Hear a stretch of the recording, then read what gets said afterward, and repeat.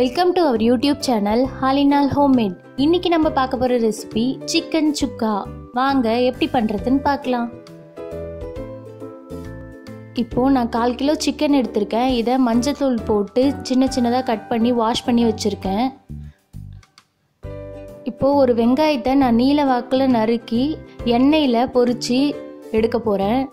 இந்த மாதிரி golden brown ஆன உடனே எடுத்து வச்சுக்கோங்க.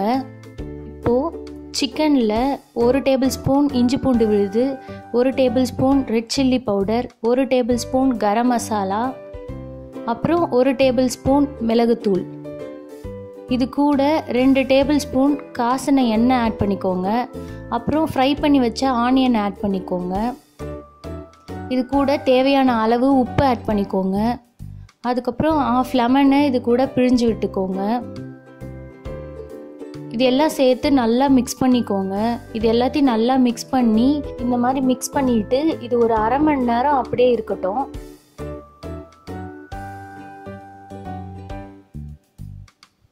இப்போ ஒரு கடாயில் தேவையான அளவு எண்ணெய் ஆட் பண்ணிக்கோங்க.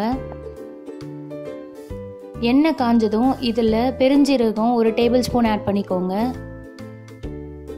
இதில் பொடியாக நறுக்குன ஒரு சின்ன வெங்காயத்தை ஆட் பண்ணிக்கோங்க.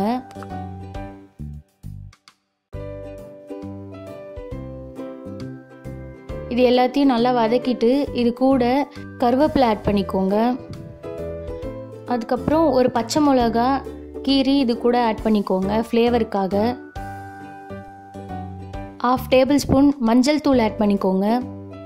எல்லாத்தையும் சேர்த்து நல்லா வதக்கிக்கோங்க.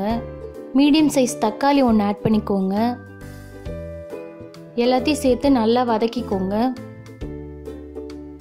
எல்லாம் நல்லா வதங்கினதும் இப்போது இதில் நம்ம ஊற வச்ச சிக்கனை ஆட் பண்ணிக்கலாம். இப்போது இதில் தண்ணி நம்ம நிறையா சேர்க்க போகிறதில்ல. இதில் லைட்டாக கொஞ்சம் தண்ணி மிக்ஸ் பண்ணி இது கூட ஆட் பண்ணிக்கோங்க. இந்த அளவுக்கு தண்ணி ஆட் பண்ணால் போதும்.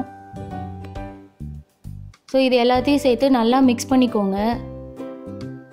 இது ரொம்பவே சூப்பராக இருக்கும். கண்டிப்பாக வீட்டில் ட்ரை பண்ணி பாருங்கள். எல்லாத்தையும் சேர்த்து நல்லா மிக்ஸ் பண்ணிவிட்டு மூடி வச்சு மீடியம் ஃப்ளேமில் குக் பண்ணுங்க.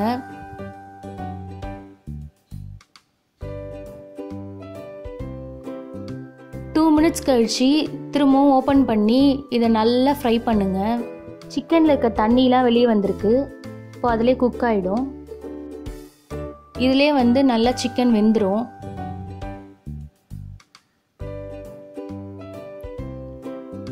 இது எல்லாத்தையும் சேர்த்து நல்லா மிக்ஸ் பண்ணிவிட்டு திரும்பவும் மூடி வச்சு குக் பண்ணுங்கள்.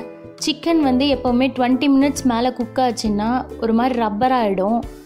ஸோ கரெக்ட் டைமுக்கு இது இறக்குனா நல்லாயிருக்கும். மீடியம் ஃப்ளேம்லேயே குக் பண்ணுங்கள். இப்போ பார்த்தீங்கன்னா இதில் நம்ம ஊற்றிருக்க எண்ணெய் எல்லாமே வெளியே வந்திருக்கு. இதை நல்லா ஃப்ரை பண்ணிவிட்டு இது கூட 2 டேபிள் ஸ்பூன் நெய் ஆட் பண்ணுறேன். இது நல்ல ஃப்ளேவரை கொடுக்கும். சிக்கனை நல்லா சாஃப்டாக இருக்கும். 2 டேபிள் ஸ்பூன் நெய் ஆட் பண்ணிவிட்டு நல்லா மிக்ஸ் பண்ணிக்கோங்க. மிக்ஸ் பண்ணி திரும்பவும் ஒரு 2 மினிட்ஸ் குக் பண்ணுங்கள்.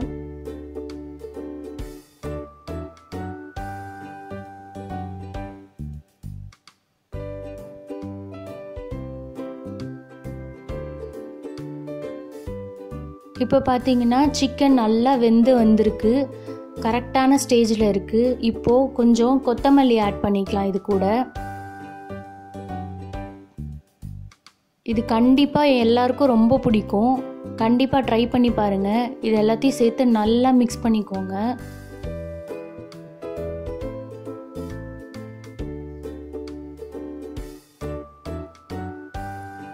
இது சாதத்துக்கு, ரசத்துக்கு எல்லாத்துக்குமே சூப்பராக இருக்கும்.